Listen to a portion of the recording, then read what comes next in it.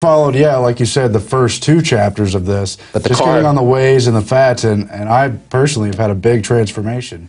Do you want to talk about that stuff right now? Or about the kind of carbohydrates? Do you want to finish your list? Or? Well, no, this is good. The kind of carbohydrates people are eating. Because you and I were talking off air about how our political system, our governmental system, the hierarchical system that lends itself to totalitarianism is intimately connected with agriculture and farming. The first empire that we know of, the first empire in recorded history, was the Sumerian Empire, right? Yeah. The Sumerian Empire appeared out of nowhere, by the way. That's a whole other story, how that happened.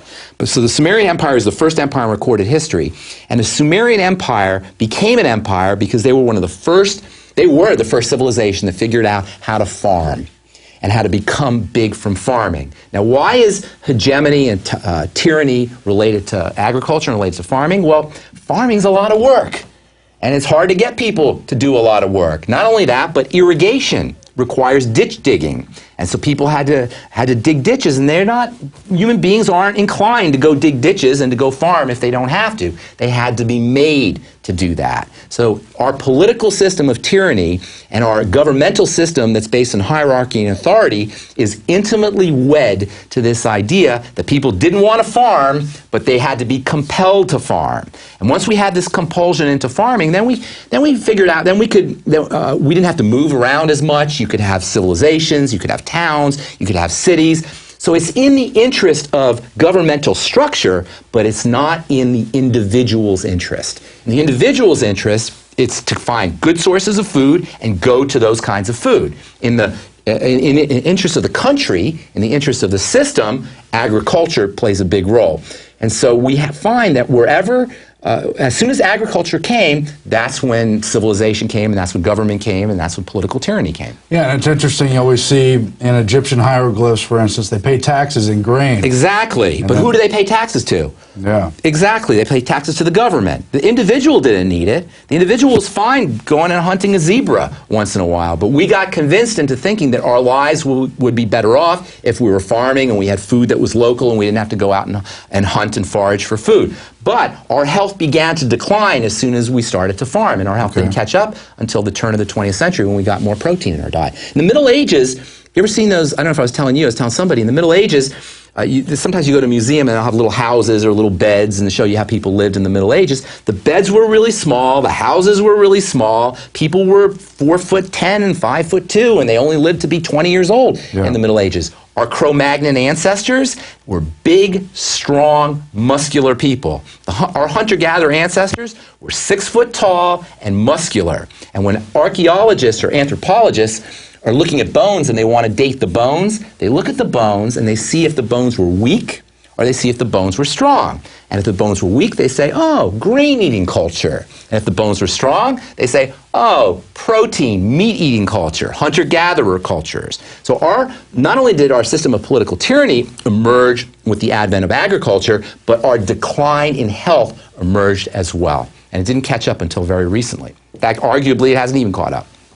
Yeah, why don't you talk about those founding father quotes? Because I always think about what Henry Kissinger said. Not only that food is a weapon, but that if you control the food, you control the population. Isn't that amazing? And yeah, not only does it go back to the history of agriculture, I mean, it was part of the history of the founding of this country. That's right. Benjamin Rush and Thomas Jefferson, 2 of the founding fathers who signed the Declaration of Independence, warned against the centralization of medicine. Thomas Jefferson said, if you limit people's ability to access health freely, of their own volition, deciding what they want to do themselves, then you can control the people. Can we pull up those quotes? Very interesting. And Benjamin Rush said the same thing.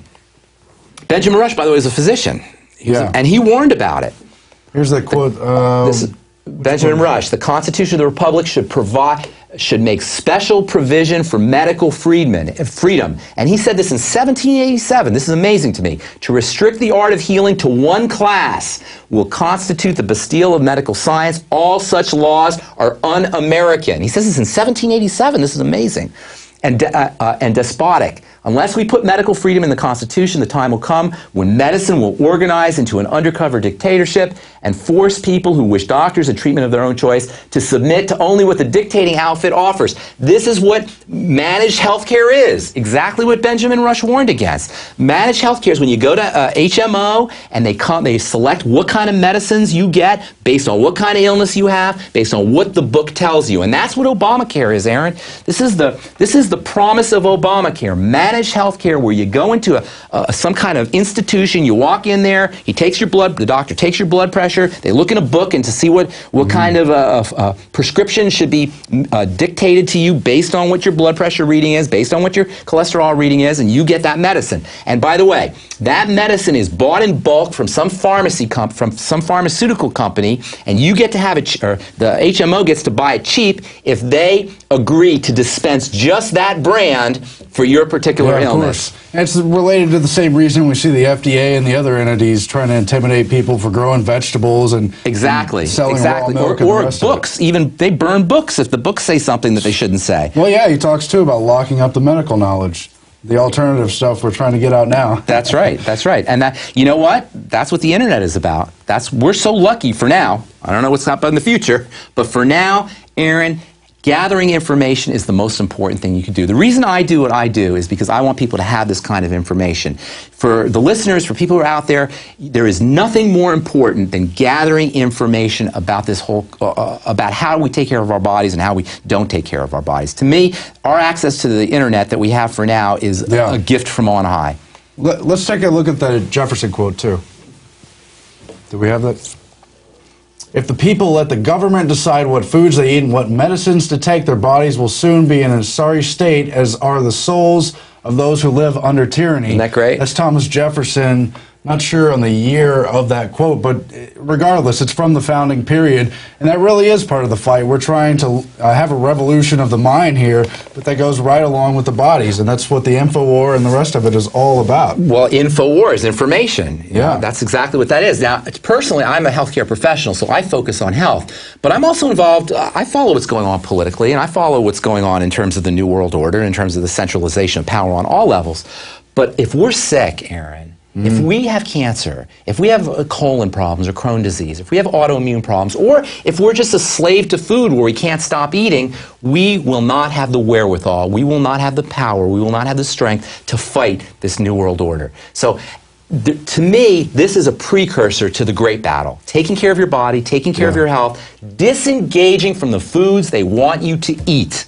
If somebody is singing a song to you about a food that you're supposed to go out and eat, that's a food you don't want to eat. Yeah. If there's a commercial, if there's a jingle, if there's a model, if there's a little cartoon character, that is something you don't want to go near. And that's the kind of decisions we have to make. We're being manipulated through our food choices. So as an independent human being, as a free-thinking human being, it should be an insult to anybody to drive through the Golden Arches or to go through Wendy's or to eat that kind of food, because that's how our power is being usurped from us. That's how we are being controlled, through the water we're drinking, through the beverages we drink, through the foods we eat, and through the air we breathe. So personally, I consider it an insult to my intelligence to go through some kind of drive-through to have a hamburger or French fries. I feel personally offended by somebody trying to sell me that. Well, they've taken all the psychology knowledge and used it against us. It's from Maslow awful. To Bernays. You know about Edward Bernays? Exactly. Oh my God, the torches of. Well, he was the nephew of Freud. So exactly. Do you know Edward Bernays was hired by the Beechnut Packing Company to get more sales for bacon, and he invented the bacon and egg breakfast that we all eat today. That's some good PR. Well, I've seen that documentary, The Century of the Self. It's very interesting. Exactly. Edward Bernays knew all this stuff. See, that's when they started to figure that we can manipulate the mind. They didn't even know about the mind from a scientific perspective till Freud. Freud's big advance was he said that there's these unconscious drives that we have, and those can be manipulated. I love this. There's a funny story, and I think it was in that Century of the Self video with the cake mix. Do you remember the story with the cake mix? Not offhand. They were trying to sell women powdered cake mix. And women didn't want to buy it because they were like, no, I'm a woman. I know how to bake. I'm not going to buy a powder cake mix. They found it insulting, right? So what they did is they did all these focus groups to figure out why women weren't buying the processed powder cake mix.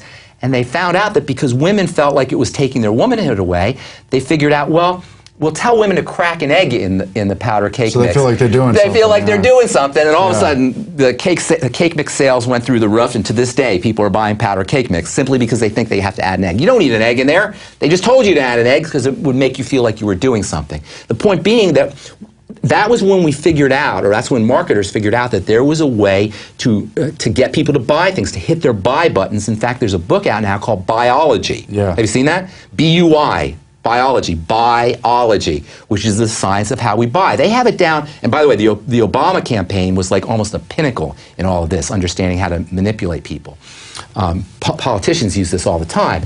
But today, they can actually track your movements in a grocery store to see how much time you're spending at each shelf on the grocery store. And they have these new interactive devices that are being put on shopping carts, and supposedly they're going to tell you, they'll be personalized based on your buying habits, based on your little frequency buyer card. They'll know exactly what Aaron likes to buy, and as you're wheeling the shopping cart through there, they'll go, sale on Twinkies, sale on whatever you like to buy. We become such slaves. We allow these malls to track us on the smartphones. You'll be tracked, exactly. And not only that, but they have iris scanners, and they'll track your eye movements to see how long you're spending focusing on this box or that box, and they'll know how to position things based on the information that they gather. Look, we're going to do a whole part 2 covering a lot more how to address certain diseases and what's at the heart of it all. But I also wanted to get into a little bit of my personal story, because I have been listening to your show for about 6 months now, and it finally sunk in just from your first 2 points that you got to take the protein and you got to take the essential fats. Right.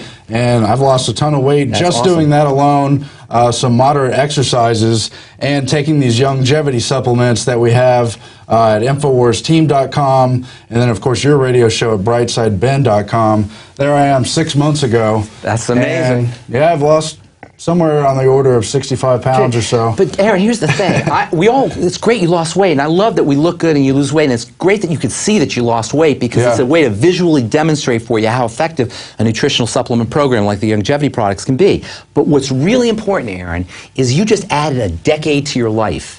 You just reduce your risk of arthritis. You just reduce your risk of heart disease. You reduce your risk of cancer. You reduce your risk of stroke. You reduce your risk of dying from all the things that Americans die from. And I don't care about dying personally. I don't have a fear of death. But what I don't want to happen is I don't want to get a stroke. And I don't want to have an aneurysm. And I don't want to end up in a wheelchair. And I don't want to end up where I can't move my body. And that is the prognosis, unfortunately, of most Americans if they continue down the road that they're on. What you just did, in addition to losing 60 pounds and looking good, you added years to your life and reduced your risk of degenerative disease and breakdown. And to me, that is key. Well, I don't like being a slave to the system either. And then that's another thing. How demeaning it is to be a slave to French fries, or to be a slave to some kind of processed food that somebody is trying to sell you that could care less about you. Do you ever see the person who's making your tacos at Taco Bell? That person could care less about you, and you never want to eat food that is being prepared by somebody who could care less about you. And to me, that's the most important reason for not eating fast food and not eating food that's prepared by somebody where I can't see what they're doing, is it's very dangerous to eat food that is prepared by somebody who A, doesn't care about you, and B, is trying to extract money from you. But it's really true. When I started taking these supplements, the longevity and some other good herbs too you could find, I mean, I did not have that craving. That was the only thing that's ever killed those terrible cravings. That's awesome. You know, I never get tired. I appreciate that. I never get tired of hearing stories like that, but I got to tell you, I hear them over and over and over again. And what seems like a miracle to some folks, to me, it's just the way the body works. Yeah. Well, we're going to get into a whole lot more. You'll see it later this week. But for now, that's it for the InfoWars Nightly News. Stay tuned and visit the website, InfoWarsNews.com. You can become a subscriber. We have a holiday special through the end of the Christmas season where you can get a membership to PrisonPlanet.tv that you can share with 5 or more friends at a very good discount, $39.95 instead of $71.40. You can also get 18 DVDs with that membership, 70% off, 18 physical DVDs in shiny plastic wrappers you can give out to people, give information this Christmas and holiday season instead of Chinese-made plastic junk and otherwise being a slave to that system we were talking about. We'll be back. We'll see you tomorrow. Stay tuned.